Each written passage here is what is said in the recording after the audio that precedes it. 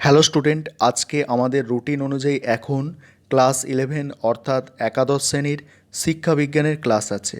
আজকের ক্লাসে যেটা আলোচনা করব সেটা হচ্ছে তোমাদের যে প্রথম অধ্যায় অর্থাৎ 1 নম্বর অধ্যায় আছে শিক্ষার ধারণা ও লক্ষ্য।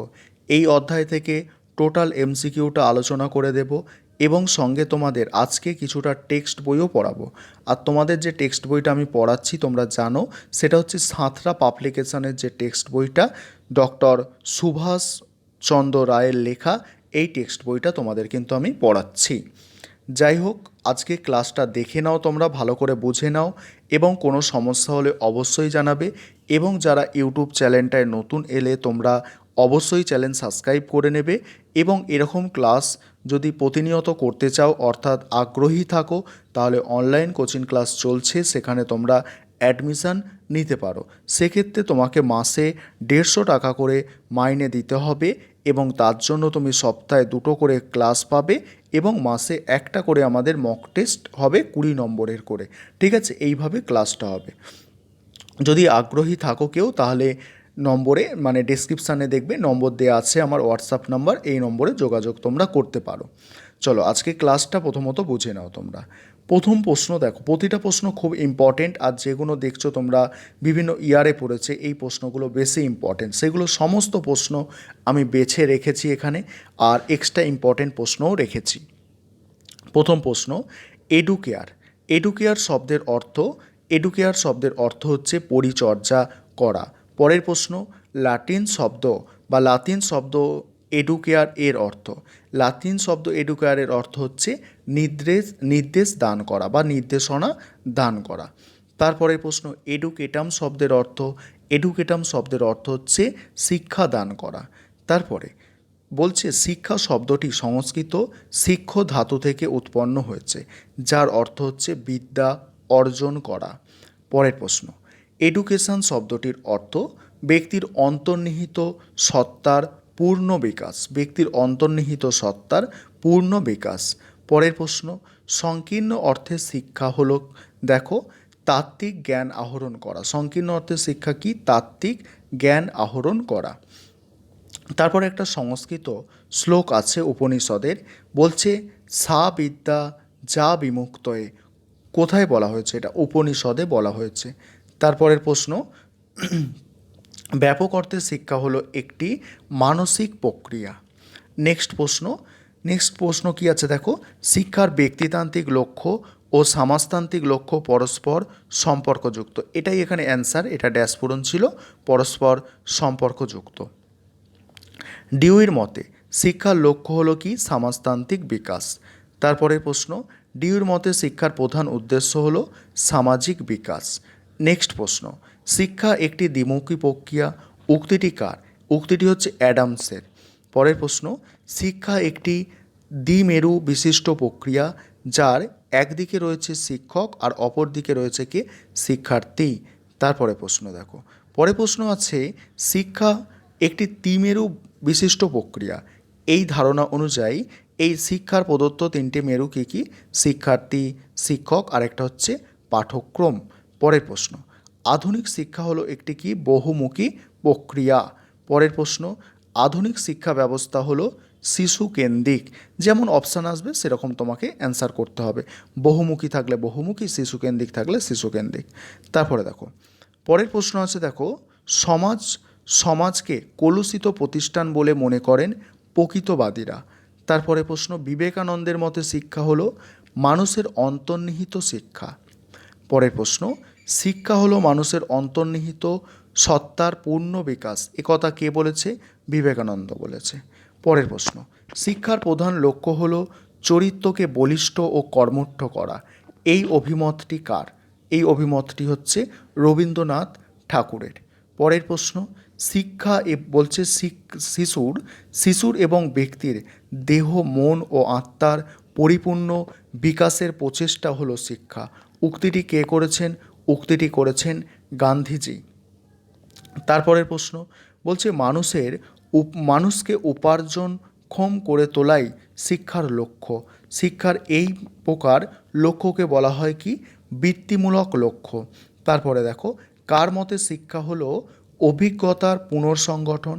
অ্যান্সার হবে ডিউই। ডিউইর মতে শিক্ষা হলো অভিজ্ঞতার পুনর্সংগঠন। তারপরে দেখো টেক্সট বইটা আমরা আজকে কিছুটা পড়বো, আজ থেকেই আমরা টেক্সট বই পড়া শুরু করছি। দেখো শিক্ষার ধারণা ও লক্ষ্য অধ্যায়টার নাম, এটা প্রথম অধ্যায় তোমাদের। যেগুলো আমি দাগ দিয়ে দিয়েছি তোমাদের এইগুলোকে পড়লেই হবে, ঠিক আছে? এক্সট্রা বেশি পড়ার দরকার নেই। যে প্রশ্নগুলো করাচ্ছি, বড় প্রশ্ন করিয়েছি অনেকগুলোই, বড় প্রশ্ন যে কটা করিয়েছি আর তারপরে ছোট প্রশ্ন যে কটা করাচ্ছি এবং এই টেক্সট বইটা যেগুলো দাগ দিয়ে দিচ্ছি এগুলো পড়লেই তোমরা 100% কমন পাবে। 100% কমন মানে একটা কথা মাথায় রাখতে হবে, আমাদের বড় প্রশ্ন কিন্তু 100% কমন তোমরা পেয়ে যাবে আমার যে নোটগুলো আছে সে, কিন্তু ছোট প্রশ্নর ক্ষেত্রে তোমাদের কিন্তু টেক্সট বইটা অতি অবশ্যই পড়তে হবে যেগুলো পড়াচ্ছে।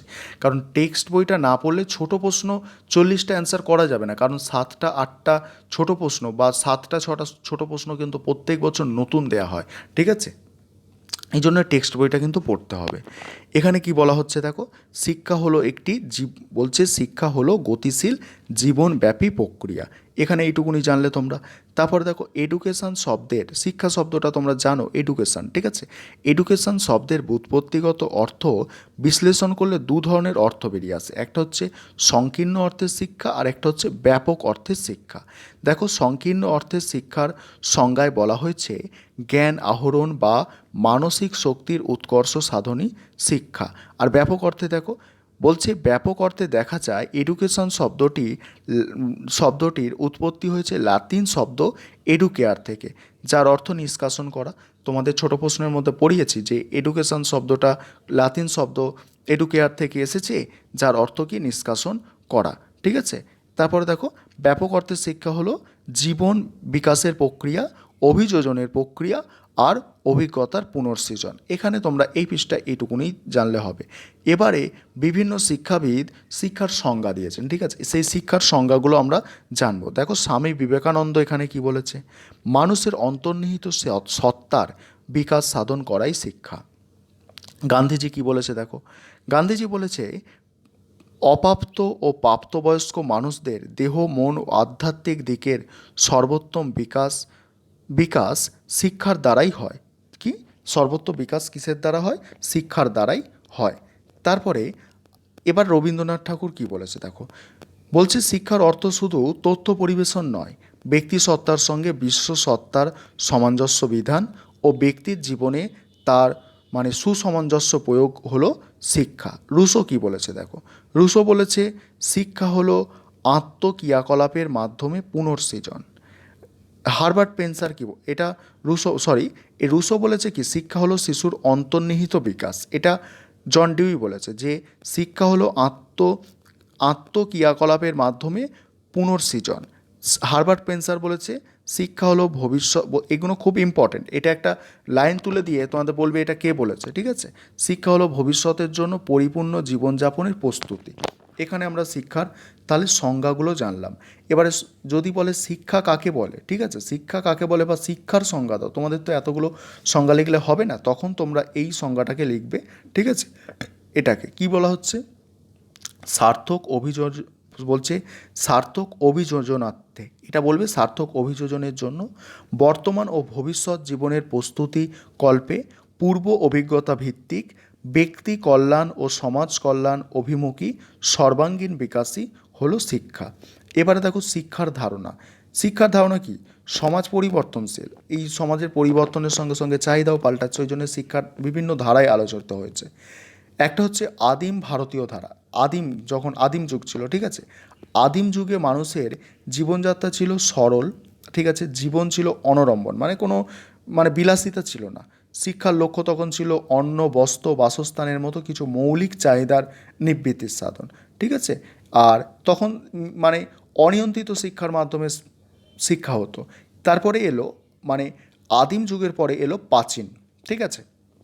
সেখানে কি বলা হচ্ছে, প্রাচীন ভারতের শিক্ষার লক্ষ্য ছিল মূলত সত্য অনুসন্ধানে নিজেদের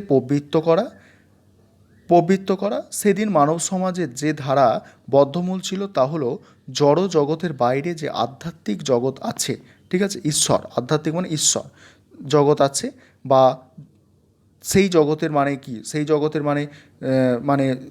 কার্য কায়াহীন মানে পরম ব্রহ্মার দ্বারা পরিচালিত, সেইটা তারা আর কি সেইটা তারা ধারণা নিয়েছিল। ঠিক আছে, এখানে যেটা বলার আছে সেটা হচ্ছে, এটা তোমরা ভালো করে দেখবে যে তারা বলেছে এই মানে পরম ব্রহ্মার মাধ্যমে বা পরম ব্রহ্মাকে জানা হলো পরিবিদ্যা বা পরাবিদ্যা। ঠিক আছে, পরাবিদ্যা।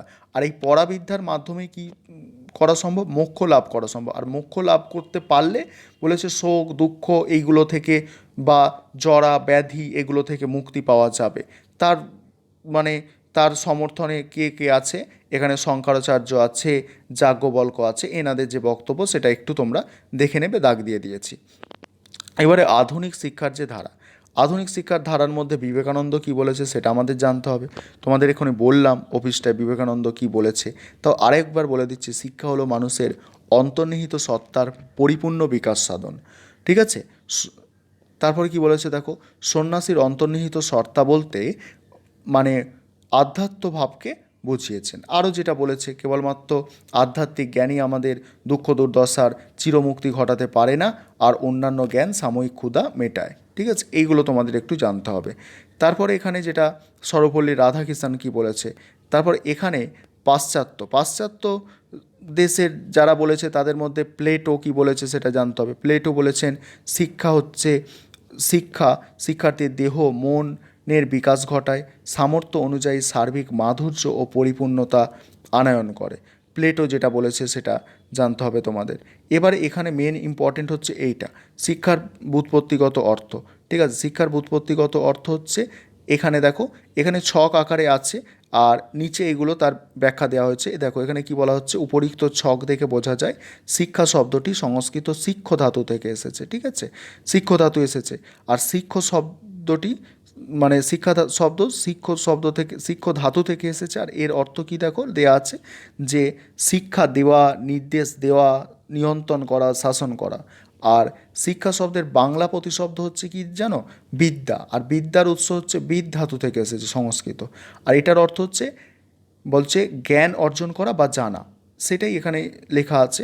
তারপরে ইংরাজি এখানে লেখা আছে দেখো, ইংরাজি এডুকেশন শব্দটা অনেকগুলো শব্দ থেকে এসেছে। ল্যাটিন শব্দ এডুকেয়ার থেকে এসেছে। ঠিক আছে, এডুকেয়ার। তারপরে লাতিন শব্দ এডুকেটাম, লাতিন শব্দ। তারপর দেখো এটা এডুকেটাম। ঠিক আছে, এইগুলো থেকে এসেছে। এখানে সেগুলোর ব্যাখ্যাও দেওয়া আছে যে এডুকেশান শব্দটি ল্যাটিন শব্দ এডুকেয়ার থেকে এসেছে। এডুকেয়ারের অর্থ হচ্ছে কি লালন পালন করা, পরিচর্যা করা, সেগুলো এখানে লেখা আছে। এডুকেটাম শব্দের অর্থ কি সেটা দেওয়া আছে। এডুকেটাম শব্দের অর্থ শিক্ষা দান করা। তারপরে দেখো এডুকেয়ার শব্দটা এডুকেয়ার্স শব্দ থেকে এসেছে। আর এডুকেয়ার শব্দটির অর্থ হচ্ছে কি দেখো, নিষ্কাশন করা, শিক্ষা দান করা, এইগুলো। তারপরে আমাদের জানতে হবে সংকীর্ণ অর্থের শিক্ষা। এটা তোমাদের বড় প্রশ্ন, যখন আলোচনা করেছি আমি তখন তোমাদের করিয়েছি যে যে এখানে কি বলা হয়েছে সংকীর্ণ অর্থের শিক্ষায়, তাও একবার পড়িয়ে দিচ্ছি। দেখো, সংকীর্ণ অর্থের শিক্ষাকে যেন তেন প্রকারে পুঁথিগত জ্ঞান অর্জন করা হয়। সংকীর্ণ অর্থের শিক্ষায় কি যেন তেন প্রকারে পুঁথিগত জ্ঞান অর্জন করা হয়। এখানে শিক্ষক দাতা, শিক্ষার্থী নিষ্ক্রিয় গাহিতা। শিক্ষার্থীর মনের চাহিদা, ক্ষমতা, প্রবৃত্তি, পাক্ষোভ এইগুলোর কোনো গুরুত্ব থাকে না। ঠিক আছে, এখানে দেখো, এখানে এই জিনিসটা তোমাদের পড়তে হবে একটু। তারপর তোমরা যে নোটগুলো দিয়েছি সেগুলো তো মুখস্থ করবে, এগুলো একটু টেক্সটটা পড়বে। তারপরে এখানে দেখো, এখানে যেটা তোমাদের জানার দরকার আছে যে জ্ঞানের উৎস এখানে কি, শিক্ষক আর পাঠ্যপুস্তক, এই দুটো হচ্ছে জ্ঞানের উৎস এখানে। তারপরে তোমাদের আরও যেটা জানতে হবে সেটা হচ্ছে এখানে এই বৈশিষ্ট্যগুলো আমি ভালো করে তোমাদের আলোচনা করে দিয়েছি, ওগুলো পড়লেই হবে। তাও এগুলো একবার দেখে নেবে। দাতা গাহিতার সম্পর্ক যেমন বলেছে, তারপরে বলেছে তাত্ত্বিক জ্ঞানের প্রক্রিয়া, যেমন এখানে সুনির্দিষ্ট পাঠ্যক্রম ভিত্তিক পুঁথিগত তাত্ত্বিক জ্ঞান বলছে শিক্ষক শিক্ষার্থীদের দিয়ে থাকে। আর এই দাতা গাহিতার সম্পর্ক মানে এখানে শিক্ষক হচ্ছে দাতা আর শিক্ষার্থী হচ্ছে গাহিতা। শিক্ষক যা দান করে সেটা শিক্ষার্থী গ্রহণ করে। এইগুলো স্থিতিশীল বিষয়বস্তু, মানে এই রকম শিক্ষার, সংকীর্ণ অর্থের শিক্ষার কিন্তু কোনো চেঞ্জ হয় না। 10 বছর আগেও যে বই পড়ানো হচ্ছে শিক্ষাবিজ্ঞানের, এখনও তাই পড়ানো হচ্ছে। সময়ের সঙ্গে যে পরিবর্তন হবে এরকম কোনো নেই, এর একটা স্থিতিশীলতা আছে। ঠিক আছে, এই রকম ব্যাপার। আর যাই হোক, আজকে এই ছিল ক্লাস। তোমাদের কোনো সমস্যা হলে অবশ্যই তোমরা জানাবে। আর ভালো করে পড়াশোনা করো, অবশ্যই তোমরা ভালো নম্বর পাবে। আর তোমরা যারা ইউটিউবে দেখছো, আবারও বলছি তোমরা যদি কেউ চাও অ্যাডমিশান নিতে তাহলে অ্যাডমিশান কিন্তু নিতে পারো।